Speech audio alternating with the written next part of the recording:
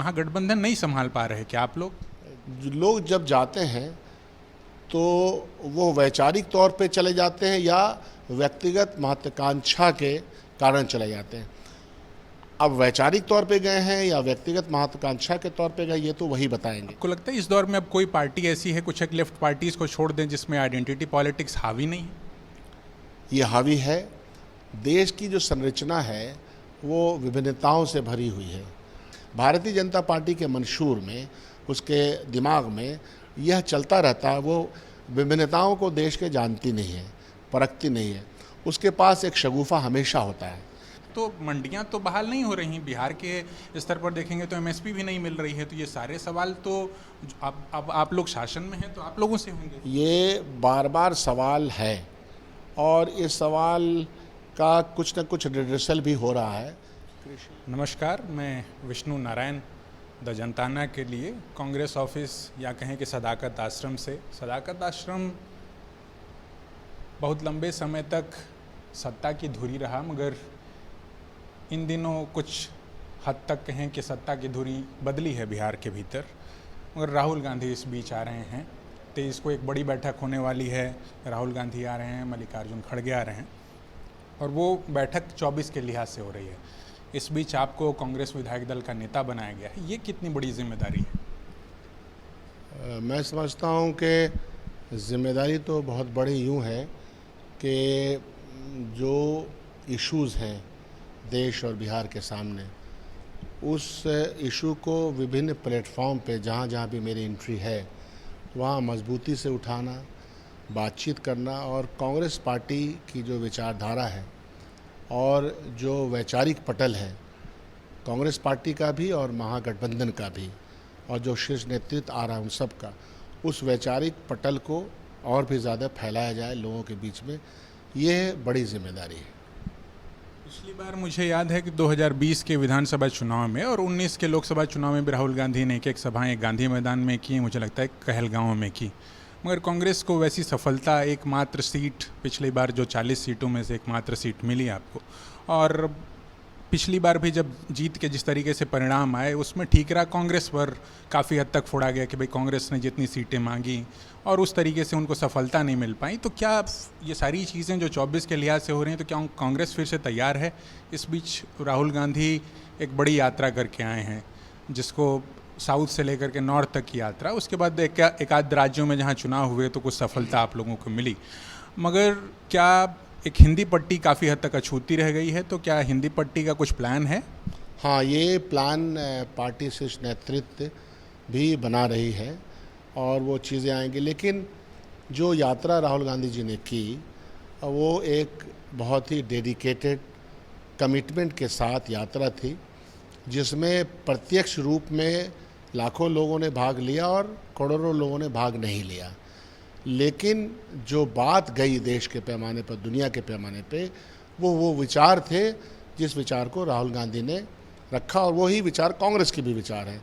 उसको बहुत ही मजबूती के साथ देश और दुनिया ने देखा कि भारत कैसा होना चाहिए, आइडिया ऑफ इंडिया क्या है, भारत की इकोनॉमी कैसी होनी चाहिए, भारत के किसान, नौजवान, गरीब, पिछड़ा, अति पिछड़ा, दलित, अक़लियत, ये सब जो समूह है, इन सब समूह के साथ कांग्रेस पार्टी का अपना आचरण, कांग्रेस पार्टी का अपना जो ट्रीटमेंट है वो कैसा होना चाहिए। तो एक तरह से पूरा पटल उन्होंने बनाया और एक तरह से आह्वान भी किया, न सिर्फ कांग्रेसमैन को तो आह्वान किया ही, जाहिर सी बात है कि ऑर्गेनाइजेशन है, संगठन है, पार्टी है और विरासत की पार्टी है, आज़ादी में महत्वपूर्ण योगदान की पार्टी है, तो फिर से उसको कैसे रिजुविनेट किया जाए, फिर से जनता के बीच में कैसे पहुंचाया जाए, इसका जो प्रयास था वो, अगर ये यात्रा हिंदी पट्टी की नहीं भी होती है तब भी लोग इस बात को समझ रहे हैं कि वो यात्रा क्यों हुई, और उस यात्रा के माध्यम से लोगों तक कांग्रेस पार्टी और राहुल गांधी तो पहुंच ही चुके हैं।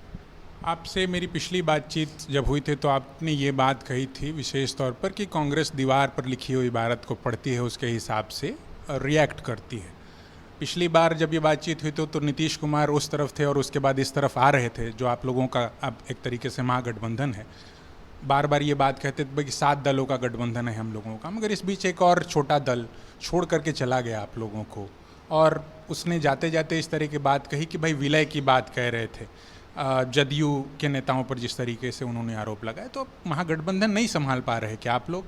जनता दल यू और मांझी जी के ये दो पार्टी है, दो पार्टियों के बीच में जो बातें हुई तो उनके प्रवक्तागण तो इस बात को कह रहे हैं, लेकिन मैं ऐसा मानता हूं कि जनमानस में और उस सामाजिक समूह में जिस सामाजिक समूह का प्रतिनिधित्व करने का मांझी जी दावा रखते हैं, वो सामाजिक समूह भी बहुत परेशान है और उसकी भरपाई बहुत ही फौरी तौर पर एक कैबिनेट मिनिस्टर को बना करके दिया गया जो उसी समाज से आते हैं, और कोई आसमान से टपके हुए आदमी को नहीं बनाया इस गठबंधन सरकार ने, क्योंकि हमारी भी जिम्मेदारी है उसमें।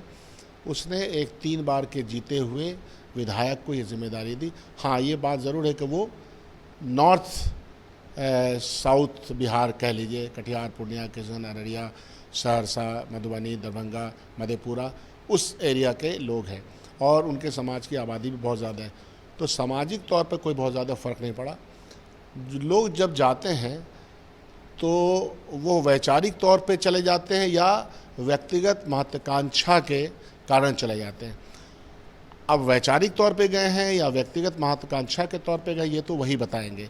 मैं ऐसा मानता हूँ कि ऐसे समय में जबकि भारतीय जनता पार्टी और उसका जो अमल है, उसका जो क्रियाकलाप है, उसकी जो आइडियोलॉजी है, वो आरक्षण विरोधी है, वो गरीब विरोधी है।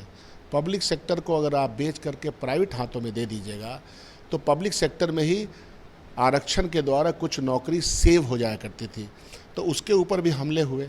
यह सब चीज़ें वह लोग जो ऐसा दम भरते हैं कि हम उस समाज का प्रतिनिधित्व करते हैं या उस समाज के लिए काम करते हैं, तो इसका मतलब वो उसके पक्ष में चले गए हैं जो इन सब के खिलाफ है। लेकिन ये सोचने वाली बात तो उस व्यक्ति के लिए, इससे ज़्यादा मैं उस पर कोई ध्यान नहीं दूंगा। रहा कांग्रेस का सवाल, तो कांग्रेस पार्टी अपनी एक नैतिक जिम्मेदारी के तौर पर देश कैसे आप बना रहे उसकी मेहनत कर रही है और उसी के लिए महागठबंधन भी बन रहा है, महागठबंधन का शीर्ष नेतृत्व भी मिल रहे हैं और संघर्षों का एक दायरा कह लीजिए कि अमल इसके बाद से जारी होगा। आप आइडेंटिटी पॉलिटिक्स की बार बार बात करते हैं, बार बार जिक्र करते हैं, मगर आपको लगता है इस दौर में अब कोई पार्टी ऐसी है, कुछ एक लेफ्ट पार्टीज़ को छोड़ दें, जिसमें आइडेंटिटी पॉलिटिक्स हावी नहीं है? ये हावी है।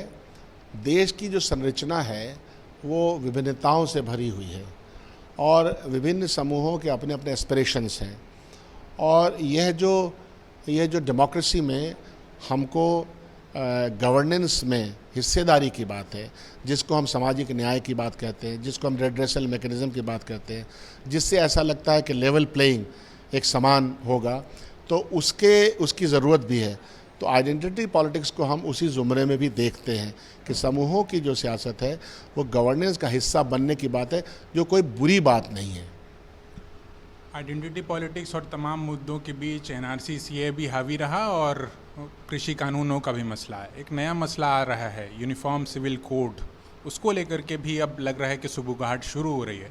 तो लोग ये भी पूछ रहे हैं कि भाई कांग्रेस उस जगह पे कहाँ खड़ी है, यूनिफॉर्म सिविल कोड के पक्ष में, खिलाफ में, क्योंकि बीजेपी तो लगातार उस बात की वकालत करती है। सीए, एनआरसी और किसान, ये दोनों मुद्दे बहुत ही महत्वपूर्ण थे और जिस तरह से भारतीय जनता पार्टी ने उसको समाज के सामने परोसने की कोशिश की, वो अपने आप में उसकी आधारशिला ही गलत थी। और बिहार में आप सब ने देखा कि सीए एनआरसी का एक हुजूम के तौर पर हर समाज के समूह के लोग उसमें शामिल थे और हम सब लोगों ने बड़ी सी यात्रा निकाली। उसके परिणाम से बिहार असेंबली में मुझे अच्छी तरह याद है कि 25 फरवरी को ही, 27 को वो हुई थी रैली, 25 फरवरी को ही बिहार विधानसभा के अंदर यूनिनमस रेजोल्यूशन हुआ कि जिस रूप में सीए एनआरसी भारत सरकार लाना चाहती, बिहार उसको एक्सेप्ट नहीं करेगा। और उस ज़माने में सरकार जबकि एनडीए की थी। तो यह उसी मेहनत का और लोगों के शामिल होकर के एहतजाज का ही नतीजा था। किसान आंदोलन भी 1000 लोगों के प्राणों की आहुति उनको देनी पड़ी और तब जा कर के लगा प्रधानमंत्री को कि यह मामला तो उनके बस का है नहीं, क्योंकि वो गलत प्रेमाइस पे खड़े थे, गलत आधारशिला रखी हुई थी। तो मैं ऐसा मानता हूँ कि गलत आधारशिला पे जो कुछ भी इमारत आप बनाएंगे वो कमज़ोर होगी और टेढ़ी मेढ़ी हो जाएगी। इसीलिए जो अब तीसरा इससे जुड़ा हुआ है, आपने कहा कि uniform civil code, Bharatiya Janata party के मंशूर में, उसके दिमाग में यह चलता रहता है। वो विभिन्नताओं को देश के जानती नहीं है, परखती नहीं है। उसके पास एक शगुफा हमेशा होता है कि ये नहीं चला तो वो नहीं चला तो कोई तीसरा, तो शगुफे के तौर पे लाना चाहते हैं। हम तो कहते हैं समाज जिन विभिन्नताओं से भरा हुआ है, नॉर्थ ईस्ट अलग तरीके से सोचता है, साउथ इंडिया वो भाषी के लोग अलग तरीके से सोचते हैं, खाप पंचायत हरियाणा और उस इलाके में, राजस्थान के इलाके में कुछ अलग तरीके से सोचती है। तो यह मामला वो चाहती है कि अक़लियत के लोग इस पर खुल करके विरोध शुरू कर दें, उनका काम बन जाएगा। इस बार अक़लियत के लोग उस तरह से उसके रिएक्शन में नहीं आएंगे, क्योंकि उनको मालूम हो चुका है कि ये खुद ब खुद, चूँकि आधारशिला गलत है, सोच गलत है, अपने आप ये ख़त्म हो जाएगा। अगर 3 केंद्रीय कृषि कानूनों का जब सवाल आता है तो ये सवाल इस प्रदेश में इसलिए भी बहुत मौजूद हो जाता है क्योंकि एपीएमसी एक्ट या मंडियों को जिस तरीके से नीतीश कुमार ने खत्म किया, और उस दौरान भी जब प्रोटेस्ट आप लोग कर रहे थे तो वो ये बात कहते थे कि यही तो कानून केंद्र के स्तर पर लागू हो रहा है, तो मंडियां तो बहाल नहीं हो रही, बिहार के स्तर पर देखेंगे तो एमएसपी भी नहीं मिल रही है। तो ये सारे सवाल तो अब आप लोग शासन में हैं तो आप लोगों से होंगे। ये बार बार सवाल है और इस सवाल का कुछ न कुछ रिड्रेसल भी हो रहा है। कृषि मंत्री से या कृषि मंत्रालय से मेरी भी बात होती है कि इसको किस रूप में लाया जाए, ताकि असल मुद्दा है कि किसानों को कैसे लाभ दिया जाए। एमएसपी के मुद्दे में पैसों का आवंटन भी बहुत ज़रूरी है। बिहार एक गरीब प्रदेश है, उसके अपने रिसोर्सेस नहीं हैं, और जो रिसोर्सेस और जो हकीकत पर मुबनी जो इसको आवंटन मिलना चाहिए था, उसमें भयानक तौर पर केंद्र ने कटौती भी कर दी है, और जो केंद्रांश और राज्य का पैसा था उसके अंदर डिसबैलेंस शुरू कर दिया है। भारतीय जनता पार्टी के साथ प्रॉब्लम ये मनमोहन सिंह के ज़माने में नहीं था। उनका ये प्रॉब्लम है कि जो राज्य या जो व्यक्ति या जो समूह या जो विचारधारा मेरे खिलाफ नहीं है, उसको किसी भी तरह से प्रताड़ित किया जाए। इस बार आप असेंबली में देखिएगा, मिनिस्टर आफ्टर मिनिस्टर ये कह रहे हैं कि बार बार केंद्र को चिट्ठी लिखने के बावजूद भी बहुत सारे क्षेत्र में, चाहे स्वास्थ्य का क्षेत्र हो, रोड का क्षेत्र हो, मनरेगा का क्षेत्र हो, तो ये दिक्कतें हैं। ये जो आपने किसानों का सवाल उठाया, ये सवाल ज्वलंत है और ऐसा नहीं कि उस पर चर्चा नहीं हो रही। बिहार में इनफैक्ट आप जानते हैं कि हमारे एक मंत्री ने रिज़ाइन कर दिया था इस पर, तो वो चर्चा है, उस चर्चा को भी हम लोग सॉल्व कर लेंगे। चर्चा को सॉल्व कर लेंगे। अंत में जाते जाते, पिछली बार भी और बारिश जिस तरीके से कम हुई, इस बीच भी हीट वेव्स के बीच अभी तक का जो आंकड़ा आ रहा है कि जितना बीज पड़ना चाहिए था वो नहीं पड़ा, और इसकी वजह से फिर से ऐसा लग रहा है कि सूखे की चपेट में हम जा सकते हैं। और साथ ही साथ पूरा खेती और किसानी का जो सवाल, आप जिस इलाके से आते हैं वहाँ दूसरी समस्याएं हैं, शाहाबाद के इलाके में दूसरी समस्याएं हैं, तो इस पर क्या कुछ कर रहे हैं आप? इस पे as far as the governance is concern, मेरे ख्याल से कई राउंड ऑफ बैठक सुखाड़ को लेकर जो स्थिति बनी है, ये इन्वायरमेंटल प्रॉब्लम को लेकर के, मानसून का इतना डिले होना, गर्मी होना, और दुनिया के ऐसी जगहों पे जहाँ बर्फ़बारी हुआ करती थी सीज़न में या ठंडक रहती थी, वहाँ गर्मी आ गई है। तो ये एक ग्लोबल वार्मिंग के चक्कर में जो हो रहा है उससे हम सब अवगत हैं, लेकिन सुखाड़ के मामले में जो तकलीफ़ें किसानों को ख़ास तौर पे हो रही है, उसका रिड्रेसल ये हमारी गवर्नमेंट ज़रूर करेगी और कर भी रही है। उसके लेकर लगातार बैठक चल रही है कि कैसे हम करें। बहुत शुक्रिया सर हमारे साथ बातचीत करने के लिए। तो ये हम कांग्रेस विधायक दल के नेता शकील अहमद खान से बात कर रहे थे। कह रहे कि सुखाड़ या जो पूरा बाढ़ का सवाल है उस पर उनकी सरकार लगी हुई है, रिड्रेसल वगैरह के लिए भी वो प्रयास करेंगे। अभी के लिए फ़िलहाल इतना ही। नीरज के साथ मैं जनताना के लिए विष्णु नारायण, बहुत धन्यवाद।